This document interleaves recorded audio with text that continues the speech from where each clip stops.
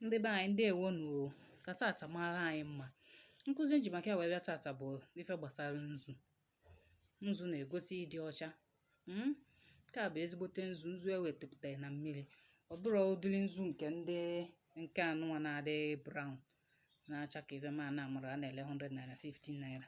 Inene ime nke ị ga-afụ ka ọ na-adị, ọ na-acha brown, mana nke a pure white from mmiri. So how to use nzu to send out your intention. You know, we were taught how to go mmụọ to kpoko your powers. Most of you don't know that if you are doing it, you need to blow it out to the universe so that your wishes, your intention will come to pass. So that the spirits listening to you, your spiritual guide, you send them, you activate them to go on errands for you. Most of you don't know, but know it today. There are some, it depends on the community, they grind their nzu. They grind it like me. If I want to do my 21 days in manzu, I grind it so that na manzu jinwaya na-ekwu. You see this white container, I'm putting it there. If ọbụna nchọ na-ekwu bịa na manzu ka anyị dị ọcha.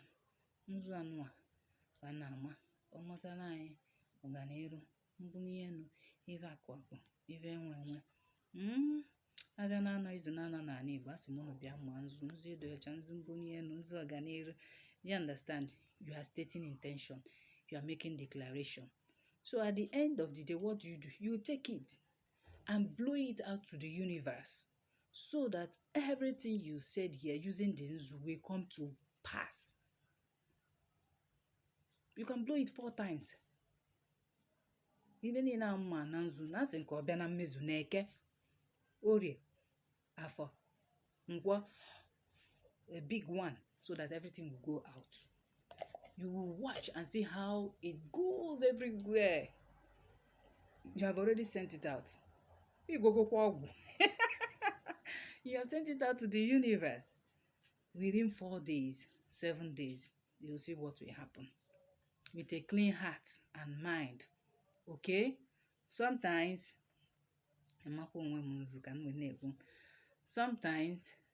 your word of mouth is what you use to activate spiritual items. Know it today that before you do it, you have to cleanse with your alligator. Cleanse yourself with 4 seeds of alligator before you embark on declaring any intention or ego mmụọ or ego ọfọ. I don't know the terms you use for it. So I'm saying pray, but we don't pray in ordinary. I na-agọ mmụọ. We set our intentions, we declare our intentions. All right? So it's assumed that I have done it before I started this teaching, so you don't get confused that you watched a video where Dibia Wanguchendo was telling you that you use nzu. She didn't even use alligator pepper, because I know people, world people, now they do. So I've already done all those things. I just decided to use my time and teach a little. I prefer using this direct. You scratch it, you'll be scratching it. Watch me. You see the way I'm scratching it as I'm talking, making my intention. I'm scratching it.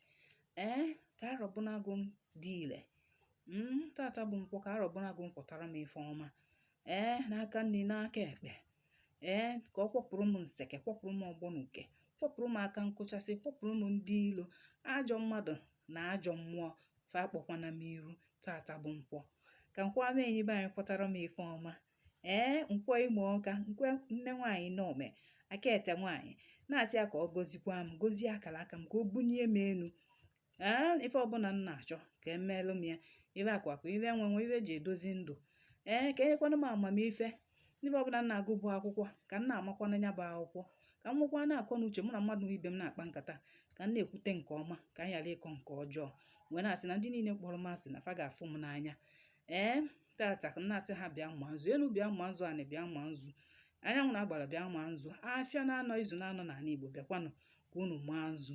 Nzu ịfụnanya, nzu udo, nzu eji wee pịacha m ka m wee dị ọcha. Ife ọbụla lụrụ inyi na-arụ m ka e wee wepụkwana ya. Maka na ọkwụ gogbuzuo chakee. Ụzọ mmiri adịghị echikwa na-echi na ụzọ m agara echi. You see it? I'm declaring my intention, stating my intention, and at the end of the day, I will now decree and declare that nzu niile a na-ama na ọ ga-abịa na mmezu. Okwu ọnụ m niile ka m si ka m gọrọ ka ọ lere na ọ legokwe na Eke, Orie, Afọ, Nkwọ. He say you blow it out to the open. Blow it out. But if you are living in someone's house, don't go and look for trouble. When you know that the landlord cannot condone this, please don't. But it's good for you in your private room. Okay? Sometimes you behave sharply now, sharply. You can from your window as if you are blowing powder. Do you understand? So that everything will come to pass. Mostly, I use this during my 21 days Ezumezu. You see how I've grinded that one and poured it here so that it will be easy for me. I'll be dropping it here. At the end of the day, I open my window, I blow it out to the universe. All my intentions, even in Mmụọ ananzu asị nke ọbịa na mmezu na Eke, Orie, Afọ, Nkwọ. That is how it is. Ogazie.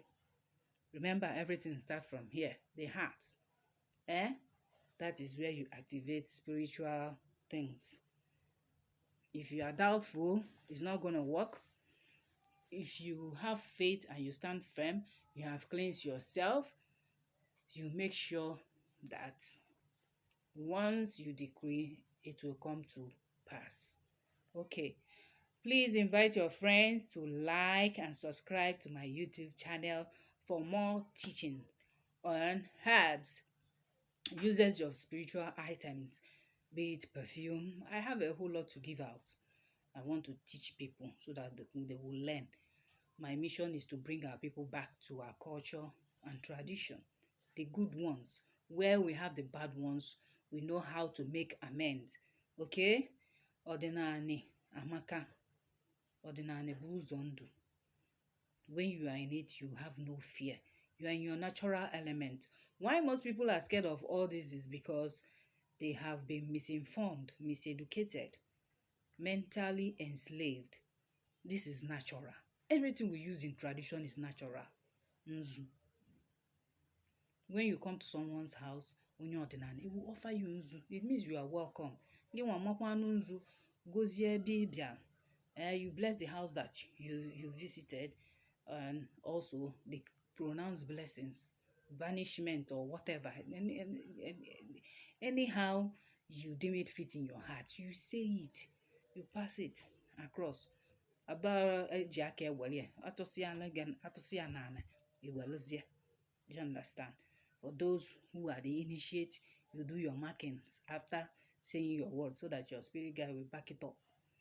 You have activated positivity in line with your calling. Okay, that is it for today. I will say once again, please like and subscribe to my YouTube channel for more teaching on Ọdịnala. This is Dibia Nwangwu Uchendu signing off. Thank you for watching.